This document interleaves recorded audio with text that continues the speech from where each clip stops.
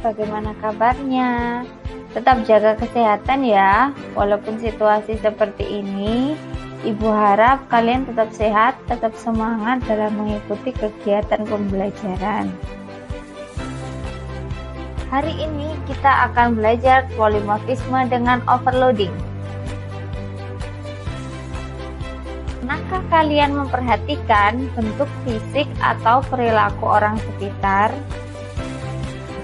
Kalau kalian perhatikan, setiap orang memiliki bentuk fisik ataupun perilaku yang berbeda-beda. Misalkan saja ketika di bandara, ada yang bermain game, ada yang membaca buku, ada yang berdiri menunggu pesawat datang, ada yang berjalan dengan santai.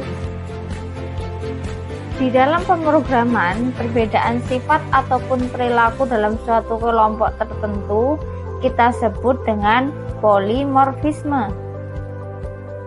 Potensi dasar yang akan kita pelajari pada pertemuan hari ini adalah materi 3.5 menerapkan konsep polimorfisme dengan offloading dan offreading, dan 4.5 membuat kode program sesuai konsep polimorfisme dengan overloading dan offreading.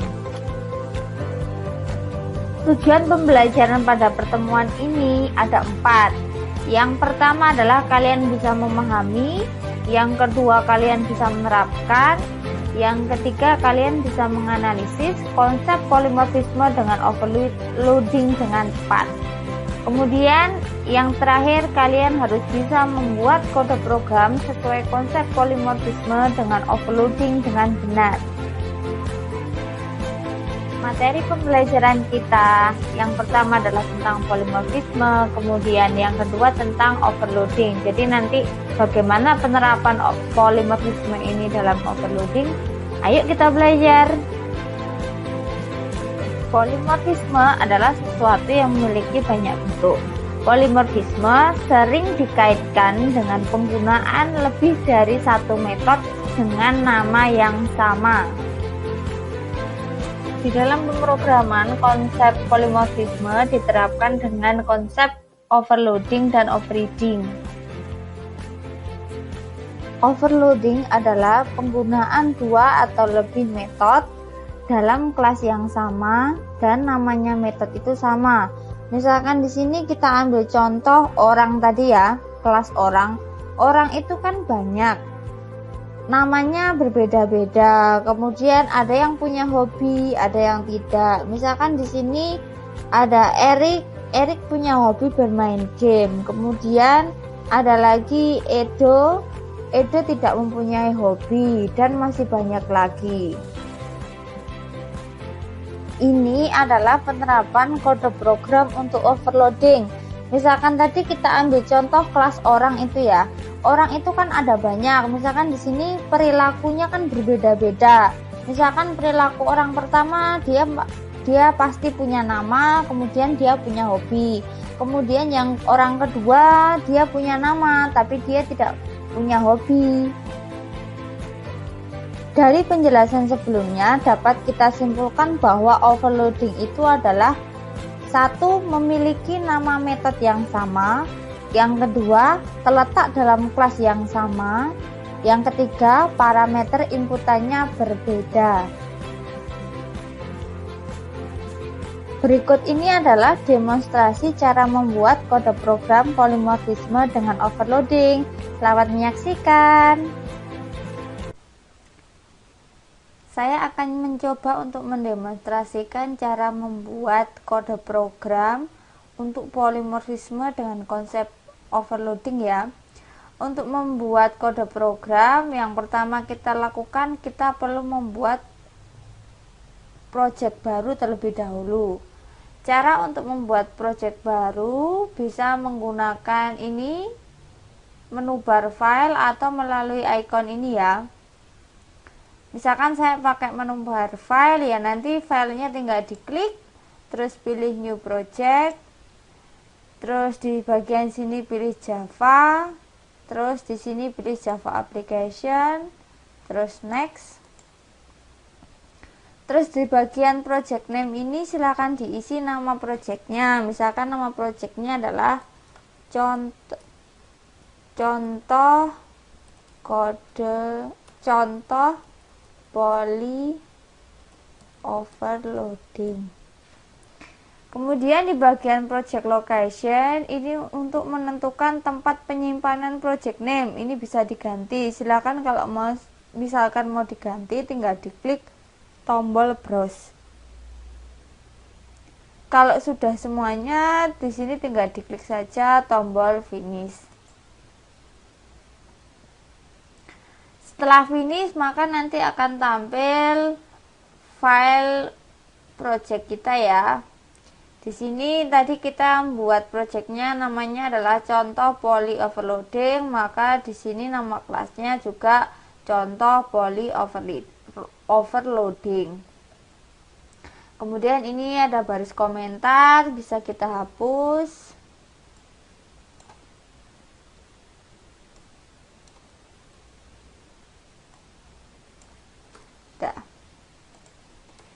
Di kelas utama ini sudah ada metode mainnya. Kemudian kita akan membuat kelas yang akan kita gunakan untuk menerapkan konsep overloading. Overloading tadi merupakan penggunaan beberapa 2 atau lebih metode dengan nama yang sama, letaknya dalam kelas yang sama, tetapi memiliki parameter inputan yang berbeda. Misalkan tadi di contoh kita membuat kelas namanya kelas orang ya. Tinggal diketik saja di sini kelas orang, kemudian nanti orang itu kan mempunyai perilaku yang berbeda-beda. Jadi kita buat aja metode public void perilaku. Misalkan orang pertama dia punya nama, kemudian dia punya hobi.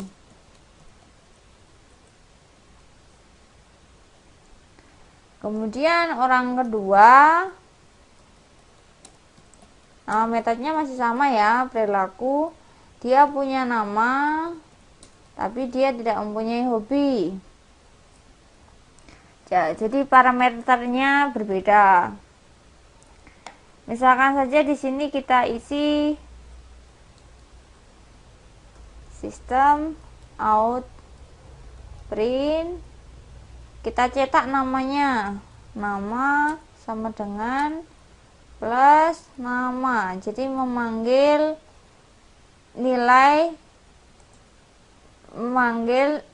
nilai variabel nama ini ya. Kemudian yang bawah sistem out print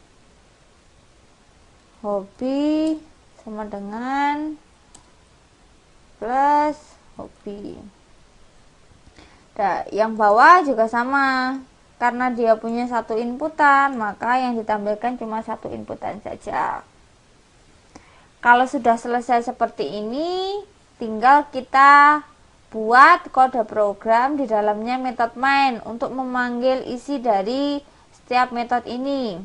Karena kalau tidak dipanggil, maka isi dari setiap metode ini nanti tidak tampil. Misalkan saja seperti ini langsung saya run saja ya. Ini masih kosong. Kenapa masih kosong? Karena di dalam metode main kita belum mengisikan kode program apapun. Supaya di sini bisa tampil nama hobi, terus nama di sini bisa tampil, maka kita perlu membuat objek dulu dari kelas orang. Cara membuat objeknya adalah nama kelas, spasi nama objeknya apa, misalkan nama objeknya panggil sama dengan new, nama kelasnya apa. Ini pembuatan objek ya. Saya berikan komentar objek dari kelas orang. Kalau objeknya sudah dibuat, kita tinggal panggil metode mana yang kita panggil. Misalkan kita mau panggil metode perilaku yang atas, maka panggil dot perilaku. Lah yang ini kita inputkan namanya siapa, misalkan namanya Erik, terus hobinya apa, main game. Ini diberi tanda petik karena di sini tipe datanya string, maka di sini diberi tanda petik. Terus kita mau memanggil metode yang kedua. Metode yang kedua kan namanya sama perilaku ya, perilaku. Tapi dia mempunyai satu inputan saja. Misalkan tadi namanya siapa?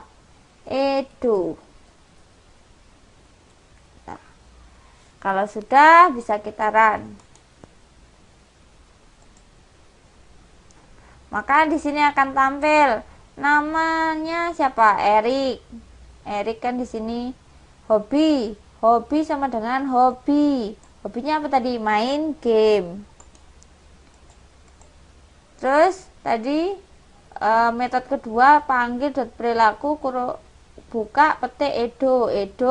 Edo masuk ke sini, terus dipanggil di sini nama sama dengan Edo. Tuh. Ini merupakan konsep overloading. Jadi di dalam satu kelas ini, di dalam kelas orang ada banyak metode. Ini banyak metode, namanya sama, tetapi parameter inputannya berbeda. Di sini inputannya ada dua, nama dan hobi. Di sini cuma satu. Misalkan kita mau tambah lagi, bisa public void perilaku, tapi parameternya harus berbeda. Misalkan di sini sudah string sama string, ini string aja. Misalkan di sini inputannya nama dan umur, nama terus integer umur. Terus nanti tinggal kita tampilkan, copy saja dari sini, nama sama dengan nama, terus umur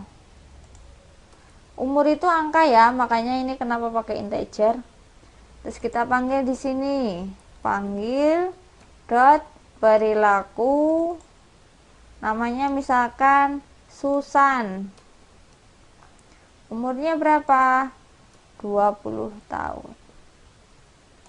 Kita run, maka akan tampil nama tadi, nama Erik main game, terus nama Edo, terus nama Susan umur 20 tahun.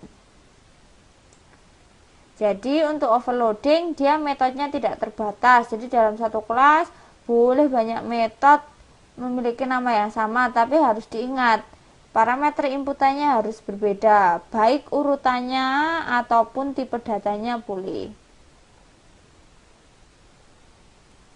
Begitu. Kemudian silahkan diamati soal berikut ini. Ini adalah soal praktikum yang saya ambil di LKPD ya. Silahkan diamati.